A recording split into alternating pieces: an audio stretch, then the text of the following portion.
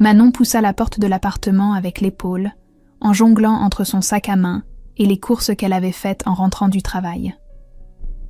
Elle sentit immédiatement que quelque chose n'allait pas dans l'atmosphère de ce salon, qu'elle connaissait par cœur, mais qui lui sembla soudain étrangement silencieux et lourd. Lucas était assis sur le canapé dans une posture rigide, qu'elle ne lui connaissait pas, le dos droit et les mains posées sur ses genoux, comme s'il se préparait à annoncer quelque chose d'important. Il ne leva même pas les yeux vers elle quand elle entra, alors qu'habituellement il l'accueillait toujours avec un sourire fatigué et un baiser distrait sur le front. Elle déposa les sacs sur le comptoir de la cuisine ouverte et retira sa veste en observant son mari du coin de l'œil.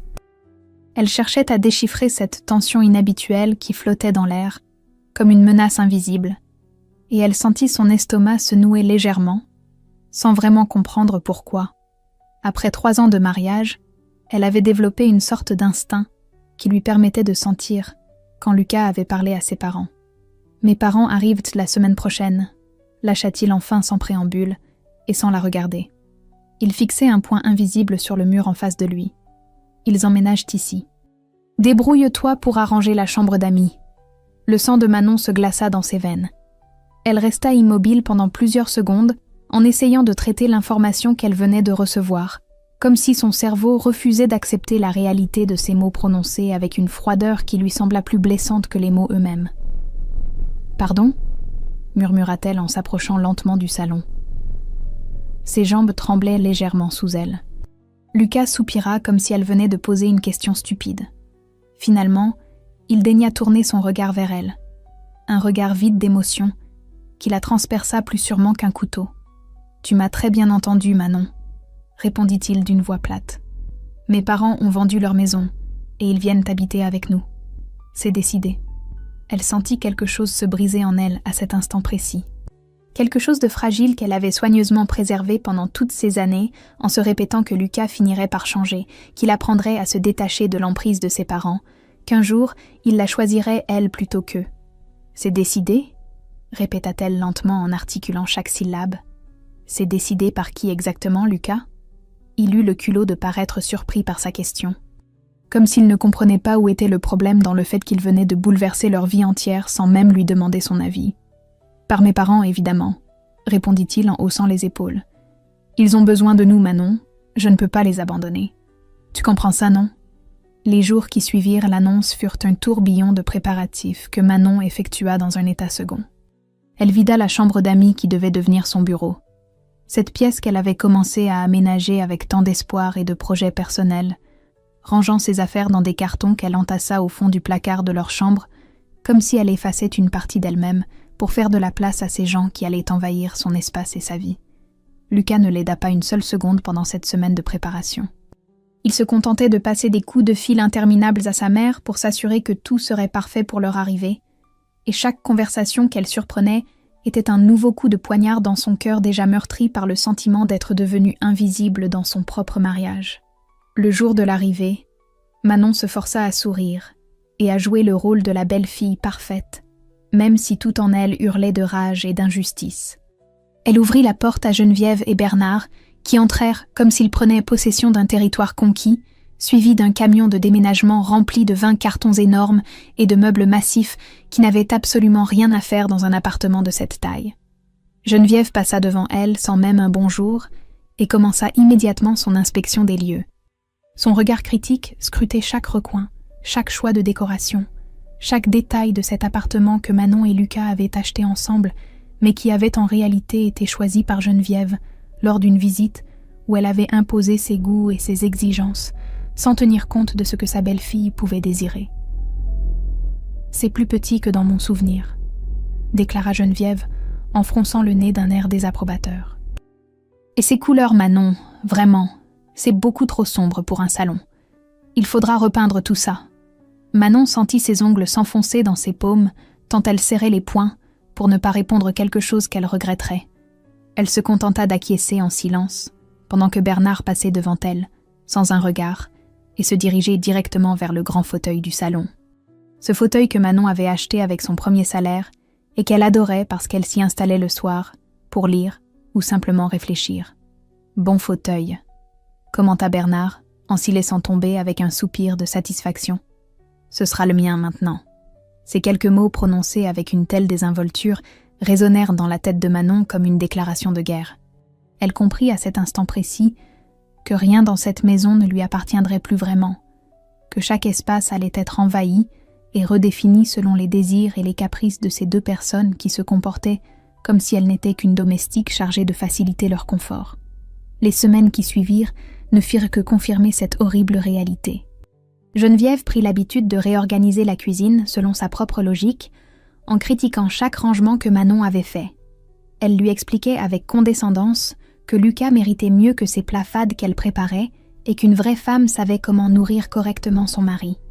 Chaque soir, Lucas rentrait du travail et s'installait au salon avec ses parents pour discuter pendant des heures de sujets dont Manon était systématiquement exclue. Quand elle tentait de se joindre à la conversation, Geneviève la regardait avec un sourire glacial et changeait immédiatement de sujet pour parler de choses que seule leur petite famille comprenait.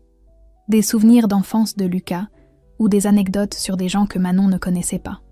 Un soir, alors qu'elle se dirigeait vers la cuisine pour préparer le dîner, Manon s'arrêta net en entendant la voix de Geneviève qui provenait du salon et qui ne prenait même pas la peine de baisser le ton. « Elle n'est pas assez bien pour toi, mon chéri », disait-elle avec cette douceur empoisonnée qu'elle réservait à son fils. « Nous l'avons toujours su, mais tu es trop gentil pour le voir. Tu mérites une femme qui soit à ta hauteur, pas cette petite chose fade qui ne sait même pas tenir une maison correctement. » Manon attendit, le souffle coupé, espérant entendre Lucas la défendre. Dire quelque chose, n'importe quoi qui prouverait qu'il l'aimait encore et qu'il ne partageait pas cette opinion cruelle. Mais le silence qui suivit fut plus éloquent que n'importe quelle parole. Les semaines s'écoulèrent dans une atmosphère de plus en plus étouffante, où Manon sentait sa personnalité s'effacer un peu plus chaque jour, sous le poids de la présence envahissante de ses beaux-parents. Geneviève avait pris le contrôle total de la cuisine et critiquait systématiquement chaque plat que Manon préparait. Bernard monopolisait la télévision et imposait ses horaires à toute la maisonnée. Lucas ne disait rien, ne voyait rien, ou pire encore, ne voulait rien voir de la souffrance silencieuse de sa femme. Ce matin-là, Manon se leva plus tôt que d'habitude et prit une décision. Elle ne pouvait plus continuer à vivre dans cette prison dorée où elle n'était qu'une ombre parmi les ombres. Elle glissa sa main dans son sac et caressa l'enveloppe Kraft qu'elle gardait précieusement depuis 6 mois. Cette enveloppe qui contenait la vérité. Toute la vérité sur ces gens qui se comportaient comme des saints, alors qu'ils n'étaient que des menteurs et des manipulateurs. Le petit déjeuner familial se déroula comme tous les autres matins dans une fausse harmonie, qui donnait la nausée à Manon. Geneviève présidait la table comme une reine dans son royaume. Elle servait le café à son fils avec des gestes maternels exagérés, tout en lançant des regards méprisants vers Manon, qui grignotait son toast en silence. « Une femme devrait savoir préparer un vrai petit déjeuner pour son mari », commenta Geneviève avec ce ton doucereux qui cachait mal son venin. « Mon pauvre Lucas, tu dois te contenter de si peu depuis que tu as épousé cette fille. » Ce fut la goutte d'eau qui fit déborder le vase. Manon posa calmement sa tasse sur la table et plongea la main dans son sac posé à ses pieds. Le silence se fit immédiatement autour de la table. Même Bernard leva les yeux de son journal pour observer la scène avec curiosité. Elle sortit l'enveloppe Kraft et la posa au centre de la table avec une lenteur calculée. Ses mains ne tremblèrent pas. Pour la première fois depuis des semaines, elle se sentait parfaitement calme et maîtresse de la situation. « Lucas, dit-elle d'une voix douce mais ferme, avant que tes parents ne s'installent définitivement dans nos vies, je pense que tu devrais lire ça. » Lucas fronça les sourcils et regarda l'enveloppe comme s'il s'agissait d'une bombe prête à exploser. Il hésita quelques secondes avant de tendre la main pour la saisir. « C'est quoi ?» demanda-t-il avec une pointe d'inquiétude dans la voix. « Lys, » répondit simplement Manon. « Tu comprendras. » Geneviève se redressa sur sa chaise et tenta de voir ce que contenait l'enveloppe. Son visage habituellement serein commençait à montrer des signes de nervosité. Bernard posa son journal et fixa Manon avec une intensité qui aurait pu l'intimider quelques semaines plus tôt, mais plus maintenant. Lucas ouvrit l'enveloppe avec des gestes lents. Il en sortit plusieurs documents officiels qu'il commença à parcourir en silence. Manon observait son visage avec attention et vit le moment exact où il comprit. Ses joues, qui étaient roses quelques secondes auparavant, devinrent blanches comme de la craie. Ses mains se mirent à trembler violemment. Ses yeux s'écarquillèrent d'horreur en lisant ligne après ligne. « C'est impossible, murmura-t-il d'une voix étranglée. Ce n'est pas vrai. Dis-moi que ce n'est pas vrai. Qu'est-ce que c'est ?» aboya Bernard en se levant brusquement. « Qu'est-ce que tu lui as donné ?» Mais Lucas ne répondait plus. Il continuait à feuilleter les documents avec des gestes saccadés. Un rapport d'enquête privé que Manon avait commandé 6 mois plus tôt quand ses doutes sur ses beaux-parents avaient commencé à prendre forme. Un rapport détaillé qui révélait que Bernard et Geneviève n'avaient pas vendu leur maison pour profiter de leur retraite comme ils l'avaient prétendu. Leur propriété avait été saisie par les huissiers à cause de dettes de jeu monumentales accumulées par Bernard au cours des 5 dernières années. Mais ce n'était pas tout. Le rapport révélait quelque chose de bien plus grave encore. L'héritage que Lucas devait recevoir de sa grand-mère décédée 3 ans auparavant, un héritage de plus de 200 000 €, avait été détourné par ses propres parents pour couvrir leurs dettes. Ils avaient falsifié des documents. Ils avaient menti à leur fils. Ils avaient volé son argent. « Maman ?» dit Lucas d'une voix brisée en levant enfin les yeux vers Geneviève. « Papa ? Dites-moi que ce n'est pas vrai. Dites-moi qu'elle ment. » Geneviève ouvrit la bouche puis la referma. Pour la première fois depuis que Manon la connaissait, elle semblait avoir perdu sa superbe. Ses mains tremblaient légèrement et elle évitait le regard de son fils. « Mon chéri » commença-t-elle d'une voix mal assurée. « Tu ne comprends pas, nous avons fait ça pour te protéger. »« C'était... pour me protéger ?» hurla Lucas en se levant d'un bond. « Vous avez volé mon héritage, l'argent de grand-mère, et vous m'avez menti pendant 3 ans. » Bernard frappa du poing sur la table. Son visage était devenu rouge de colère, et il pointa un doigt accusateur vers Manon. « C'est elle, » cracha-t-il avec haine. « C'est cette petite garce qui a fouillé dans nos affaires. Elle essaie de te monter contre nous, Lucas. » Mais Lucas ne l'écoutait plus. Il fixait ses parents comme s'il les voyait pour la première fois de sa vie. Comme si tous les mensonges, toutes les manipulations, toutes les années de contrôle venaient de s'effondrer d'un seul coup. Les jours qui suivirent le départ violent de Bernard et Geneviève furent les plus difficiles que Manon ait jamais vécus. L'appartement était devenu un champ de bataille silencieux où chaque regard, chaque geste, chaque mot non dit pesait comme une accusation. Lucas n'était plus que l'ombre de lui-même. Il passait des heures enfermé dans la chambre d'amis désormais vide, fixant les murs avec des yeux rouges et gonflés par les larmes, refusant de manger et de parler, en deuil d'une famille qui n'avait jamais vraiment existé. Manon essayait de l'approcher, mais chaque tentative se heurtait à un mur de glace. Un soir, elle entra doucement dans la pièce avec un plateau de nourriture et le posa sur la petite table près de la fenêtre. Lucas ne tourna même pas la tête vers elle. « Tu devrais manger quelque chose », dit-elle doucement. Le silence s'étira pendant de longues secondes insupportables. Puis finalement il parla d'une voix rauque, qu'elle reconnaissait à peine. « Pourquoi tu as fait ça ?» demanda-t-il sans la regarder. « Pourquoi tu ne m'as pas parlé d'abord ?» Manon sentit sa gorge se serrer. Elle s'était préparée à cette question, mais maintenant qu'elle y faisait face, les mots semblaient coincés quelque part entre son cœur et ses lèvres. « Parce que tu ne m'aurais pas cru », répondit-elle finalement, en s'asseyant sur le bord du lit. « Parce que tu choisis toujours leur version plutôt que la mienne. Parce que j'en avais assez d'être invisible dans mon propre mariage. » Lucas tourna enfin son visage vers elle, et ce qu'elle vit dans ses yeux lui brisa le cœur. Ce n'était pas seulement de la douleur, c'était aussi de la colère, du ressentiment, de la confusion. Il était perdu entre 2 loyautés qui le déchirèrent de l'intérieur. « Ils sont ma famille, Manon, » dit-il d'une voix tremblante. « Peu importe ce qu'ils ont fait, ce sont mes parents. Tu as détruit ma famille. »« Non, Lucas, » répondit-elle en sentant les larmes monter malgré elle. « Eux ont détruit ta famille en te mentant pendant des années. Moi, j'ai juste révélé la vérité. Il y a une différence. » Il secoua la tête comme s'il refusait d'accepter cette logique. Il se leva brusquement et marcha jusqu'à la fenêtre, tournant le dos à Manon qui restait assise sur le lit, les mains tremblantes et le cœur en miettes. « Je ne sais plus qui tu es, » dit-il après un long silence. « La femme que j'ai épousée n'aurait jamais fait ça. Elle n'aurait jamais été aussi calculatrice, aussi froide. » Ces mots firent l'effet d'une gifle. Manon se leva à son tour, sentant une rage sourde monter en elle malgré la douleur. « La femme que tu as épousée s'est effacée petit à petit pour te faire plaisir, » répliqua-t-elle d'une voix plus forte. Elle a accepté que ta mère choisisse notre appartement. Elle a renoncé à ses vacances pour aller voir tes parents chaque été. Elle a souri en silence pendant que ta famille la traitait comme une domestique. Et tu sais quoi, Lucas? Cette femme est morte le jour où tu m'as annoncé que tes parents emménageaient ici sans même me demander mon avis. Lucas se retourna vers elle, le visage défait, et pour la première fois depuis des jours, elle vit autre chose que de la colère dans ses yeux. Elle vit de la culpabilité, du regret, peut-être même de la compréhension. « Je ne sais pas comment réparer ça », murmura-t-il. « Je ne sais pas qui je suis sans eux.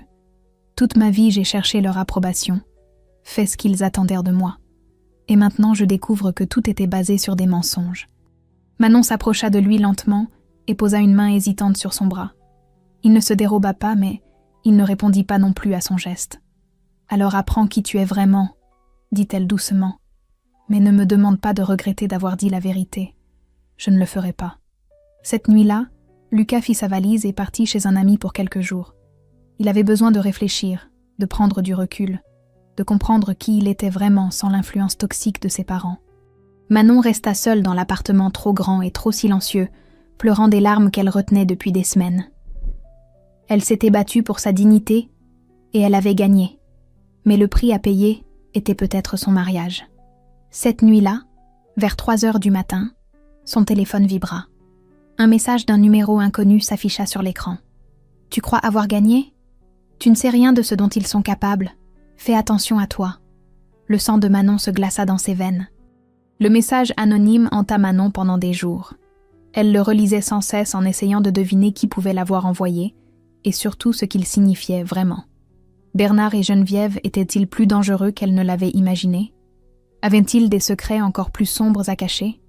Ces questions tournaient en boucle dans sa tête et l'empêchèrent de dormir, la laissant épuisée et nerveuse, au point de sursauter au moindre bruit dans l'appartement désormais vide. Elle prit finalement la décision de rappeler l'enquêteur privé qui l'avait aidée pour le premier rapport. Monsieur Leroux était un homme d'une 50aine d'années, au regard perçant et à la voix grave qui inspirait confiance. Quand elle lui expliqua la situation au téléphone, il y eut un long silence avant qu'il ne réponde. « Madame, je vais être honnête avec vous. Ces gens-là ont des relations et ils ne vont pas apprécier que vous continuiez à fouiller dans leur passé. Êtes-vous sûre de vouloir aller plus loin ?» Manon serra le téléphone contre son oreille en regardant par la fenêtre le ciel gris de Paris qui semblait refléter l'état de son âme. « J'en suis sûre, » répondit-elle avec une détermination qu'elle ne se connaissait pas. « Si quelqu'un me menace, c'est qu'il y a encore des choses à découvrir. Je veux savoir à qui j'ai vraiment affaire. » Monsieur Leroux accepta à contre-cœur et promit de la rappeler dès qu'il aurait des informations. En attendant, Manon essayait de reprendre le cours de sa vie, mais tout semblait avoir perdu sa saveur et son sens.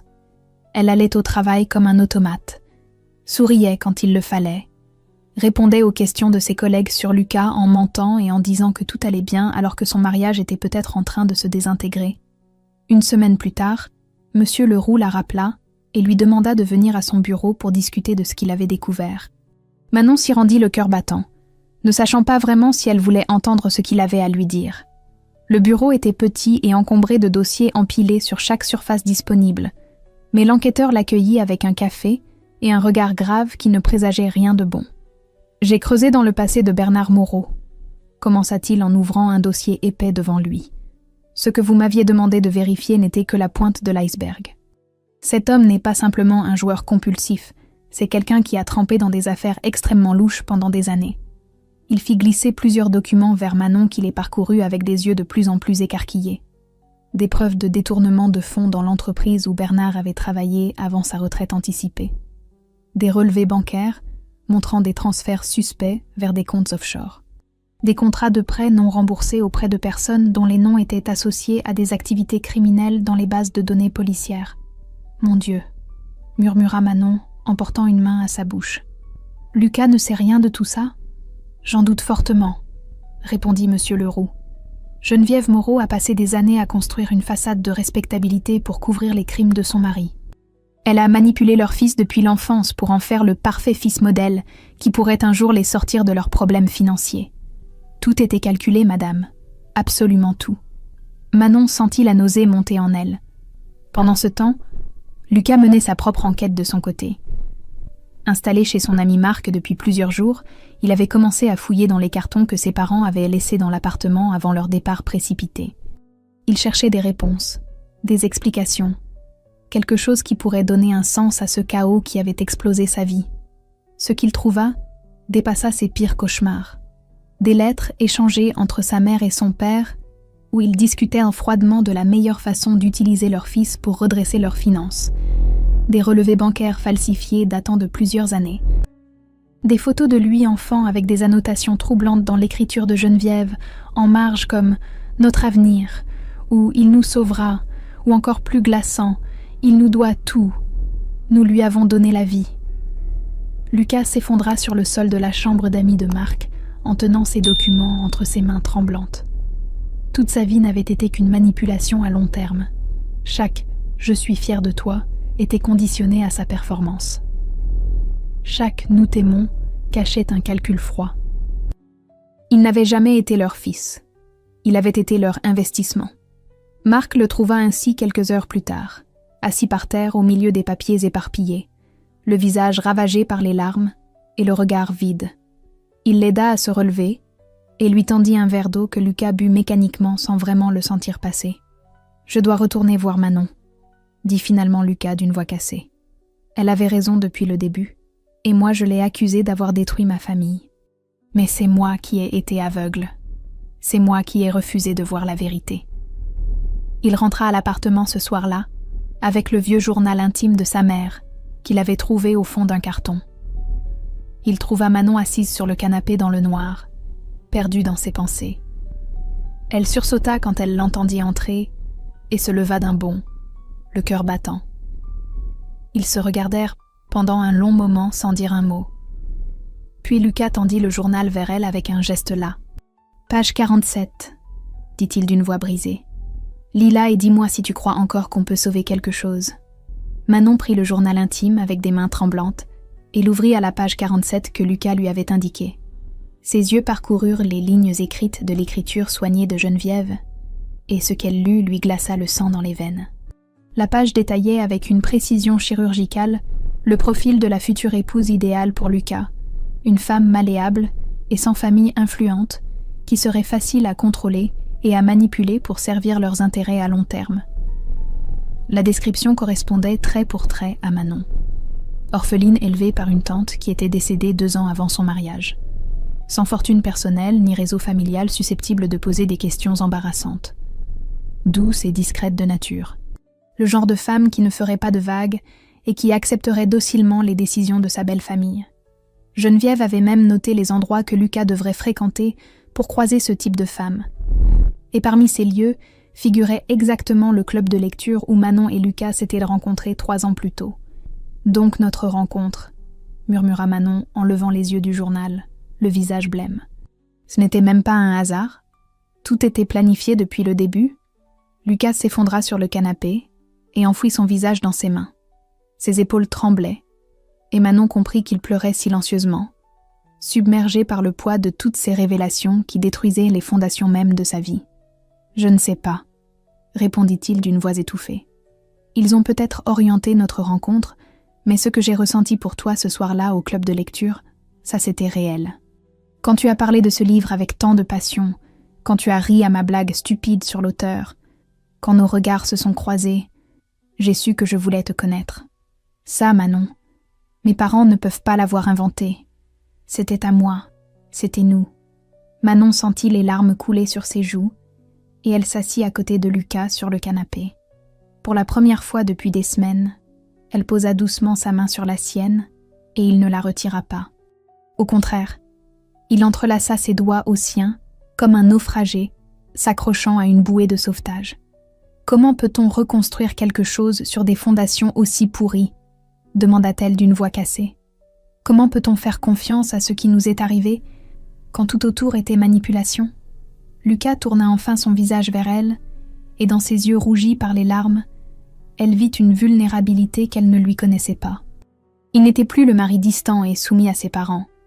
Il était juste un homme brisé qui essayait de comprendre qui il était vraiment, en dehors de l'emprise toxique dans laquelle il avait grandi. « Je ne sais pas comment on fait », avoua-t-il. Mais je sais que je ne veux pas te perdre. J'ai été lâche, Manon. J'ai eu peur de décevoir mes parents, peur de ne pas être à la hauteur de leurs attentes, peur de tracer ma propre voie. Et dans cette peur, je t'ai mise de côté. Je t'ai rendue invisible, alors que tu étais la seule personne dans ma vie qui m'aimait vraiment pour ce que je suis, et non pour ce que je peux apporter. Manon ferma les yeux et laissa les larmes couler librement. Toute la douleur accumulée pendant ces 3 années de mariage remontait à la surface. La solitude qu'elle avait ressentie à chaque fois que Lucas choisissait ses parents plutôt qu'elle. L'humiliation de se voir constamment critiquée et rabaissée sans qu'il ne prenne sa défense. La peur d'être abandonnée comme elle l'avait été enfant quand ses parents étaient morts dans cet accident de voiture qui avait brisé sa vie. « Je me suis sentie si seule, Lucas, » murmura-t-elle. « Même quand tu étais là à côté de moi, j'étais seule. Et j'ai eu tellement peur de revivre cet abandon que j'ai accepté des choses inacceptables juste pour te garder. » Ils restèrent ainsi pendant de longues minutes, assis côte à côte sur ce canapé qui avait été témoin de tant de moments de leur vie commune, se tenant la main et pleurant ensemble sur les ruines de ce qu'ils avaient cru être leur histoire d'amour. Puis Lucas se tourna vers elle et prit son visage entre ses mains avec une douceur infinie. « Je te promets quelque chose, Manon, » dit-il d'une voix tremblante mais déterminée. « Je coupe les ponts avec mes parents jusqu'à ce qu'ils assument leurs actes et qu'ils me remboursent cet héritage. Et surtout, je te promets que plus jamais je ne te mettrai de côté. Plus jamais tu ne seras invisible dans notre mariage. » Manon voulait croire à ses promesses de tout son cœur meurtri. Elle voulait croire qu'il pouvait se reconstruire quelque chose de sain sur les cendres de ce mensonge. Mais au moment où elle allait répondre, la sonnette de l'appartement retentit avec insistance. Lucas fronça les sourcils et alla ouvrir. Un huissier se tenait sur le seuil avec une enveloppe officielle. « Monsieur Lucas Moreau ?» demanda l'homme. « J'ai un document à vous remettre. » Lucas prit l'enveloppe et la décacheta pendant que l'huissier repartait. Son visage devint livide en lisant le contenu. Il tendit le papier à Manon d'une main tremblante. C'était une plainte en diffamation déposée par Bernard et Geneviève Moreau contre leur belle-fille, pour atteinte à leur réputation et manipulation de leur fils. La plainte en diffamation transforma la vie de Manon en un cauchemar éveillé, dont elle ne pouvait pas s'échapper. Bernard et Geneviève avaient engagé un avocat réputé qui construisait méthodiquement un dossier présentant Manon comme une femme manipulatrice et jalouse qui cherchait à détruire une famille aimante par pure méchanceté. Ils prétendaient que le rapport d'enquête était falsifié et que leur belle-fille avait monté leur fils contre eux dans le seul but de mettre la main sur leur patrimoine inexistant. Le pire dans tout cela était la campagne de diffamation qu'ils menaient en parallèle auprès de l'entourage de Lucas. Geneviève appelait les amis de son fils un par un, en pleurant au téléphone et en racontant comment cette femme horrible avait brisé leur famille. Elle contactait les membres éloignés de la famille en insinuant que Manon était instable mentalement et qu'elle manipulait leur pauvre Lucas qui était trop gentil pour voir la vérité. Les rumeurs se répandaient comme une traînée de poudre et Manon sentait les regards changer autour d'elle. La situation empira quand son patron, un ami de longue date de Bernard, la convoqua dans son bureau avec un air gêné. Il expliqua que dans le contexte actuel, et compte tenu des tensions avec un partenaire important de l'entreprise, il se voyait contraint de se séparer d'elle. Manon comprit immédiatement que Bernard avait fait jouer ses relations pour la faire licencier. Elle quitta le bureau la tête haute, mais une fois dans la rue, elle s'effondra sur un banc et pleura toutes les larmes de son corps. Lucas la trouva ainsi 2 heures plus tard, recroquevillée sur ce banc public, tremblante et épuisée. Il s'assit à côté d'elle et la prit dans ses bras sans dire un mot.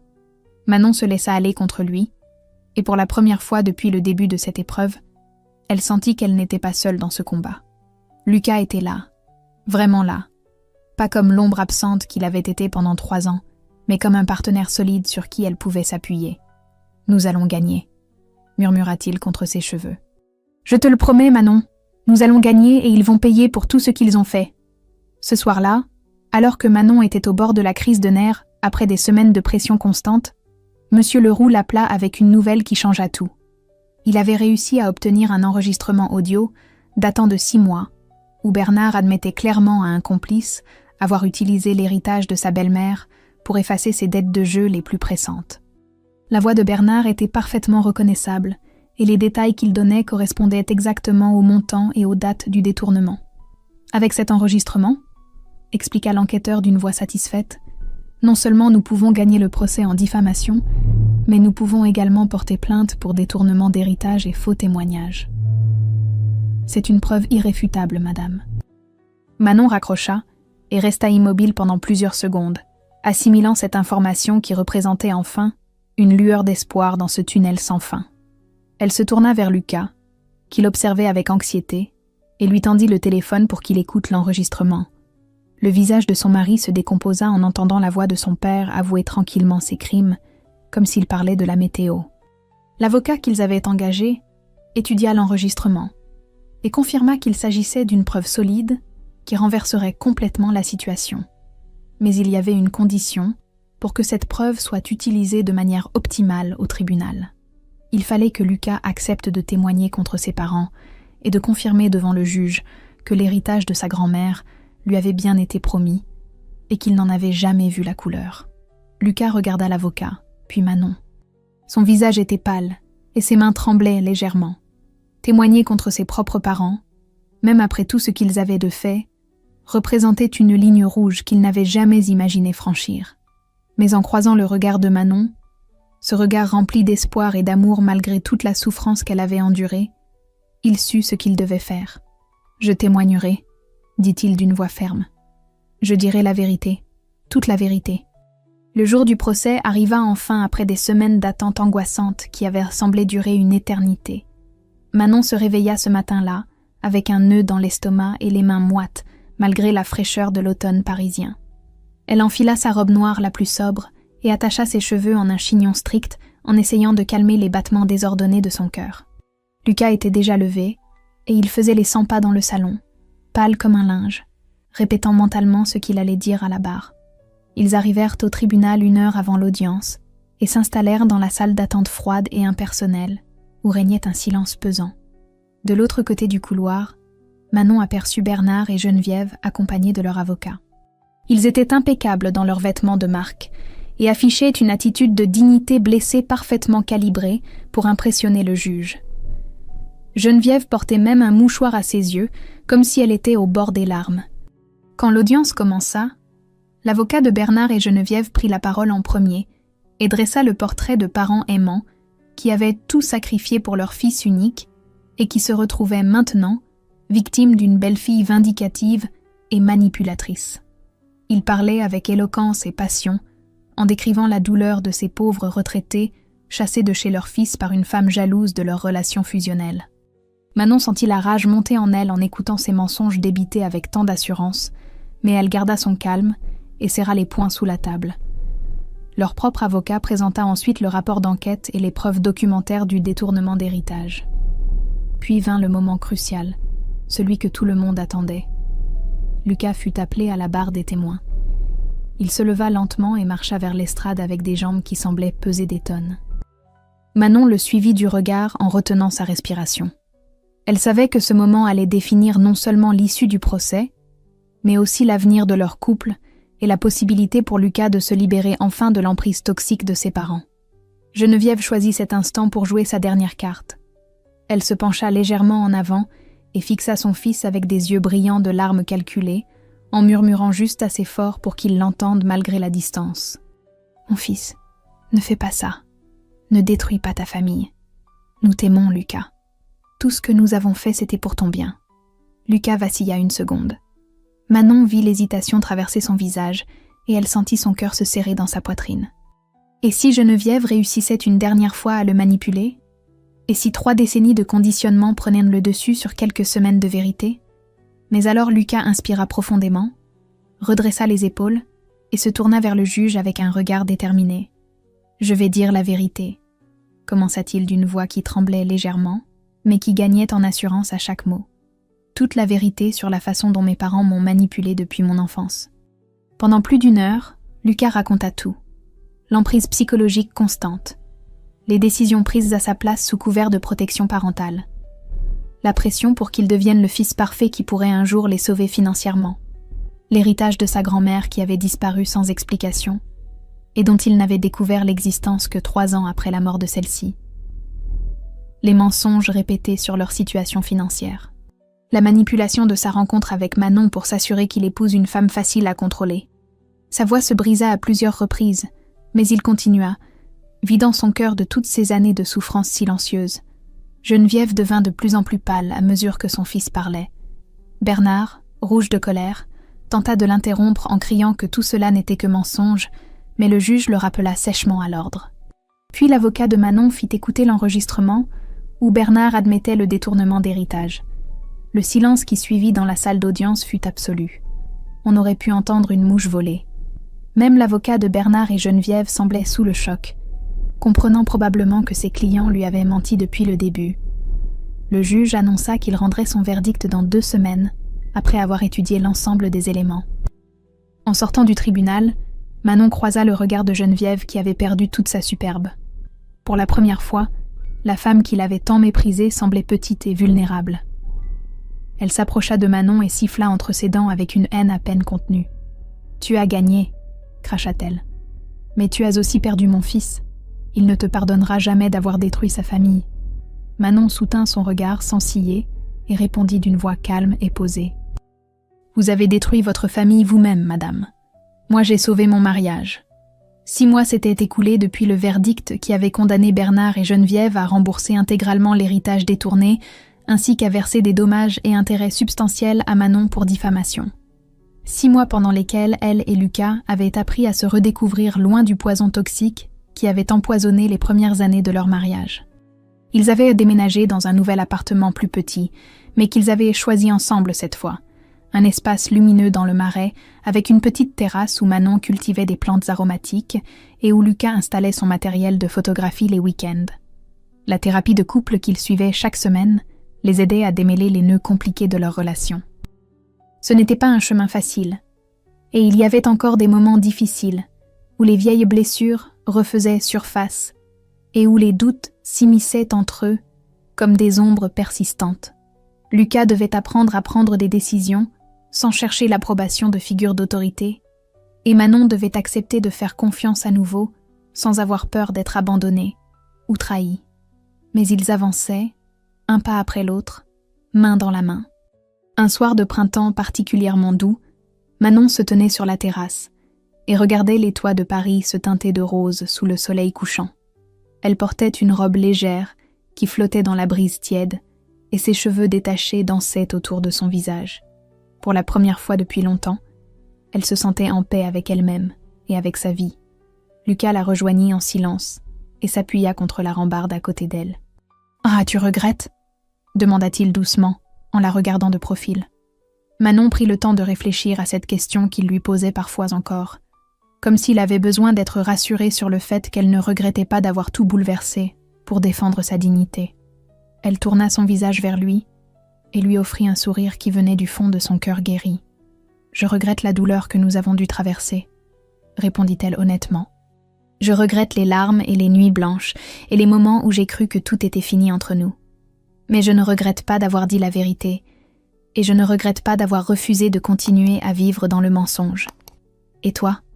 Lucas prit sa main et entrelaça leurs doigts avec une tendresse qui la fit frissonner.